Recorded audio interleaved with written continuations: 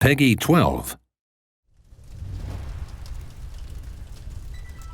There are many complaints of games being released incomplete, only to charge more with the withheld content as DLC. We always thought it was important to deliver full value to our players, and we feel that Outward was released with enough content to deserve your time and your money. However, we have to come clean. We wanted to add the Soroboreans as a faction in the game from the start, but with our limited resources, we had to focus on the 3 other factions and their associated region to finish the game. It's an immense privilege to be able to revisit those ideas that could have been abandoned forever and flesh them out in a DLC that we feel will add a lot to Outward. The Soroboreans will not only add a new faction of traders and academics, it also brings a whole new region to explore with unique creatures. This region is called the Antique Plateau, the ruins of a much larger metropolis which was destroyed during the Scourge outbreak. These ruins expand both above and underground. Its dungeons are mostly comprised of interconnected areas filled with Scourge monsters and golems.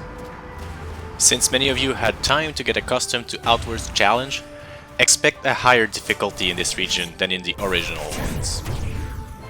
The Scourge didn't only bring monsters to the Antique Plateau, it also brought corruption. While exposed, corruption seeps into you and it can be difficult to clear out your body of its influence.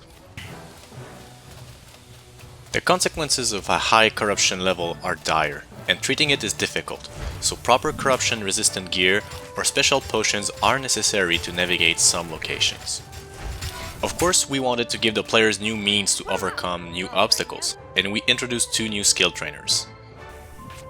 The Hex Mage chooses between focusing on cursing others with hexes and abusing those weaknesses, or harnessing the power of blood and corruption. These blood mages are the only ones who might consider it positive to maintain a certain degree of corruption, but it can backfire. The Speedster is based around risk-taking and efficiency. They have ways to prevent damage and lower cooldown for all their skills, making them highly compatible with many builds, either in melee or spellcasting. We're also adding a new weapon type, the Gauntlets. With those weapons, if you can get up close, you will be able to deliver a flurry of punches on your enemies to put them back in their place. My personal favorite addition, however, is the new enchantment system. Enchantment can be used to add new properties to any piece of weapon or armor. However, the process to do so is not only costly, it is obscure, and will require a lot of experimentation to get right.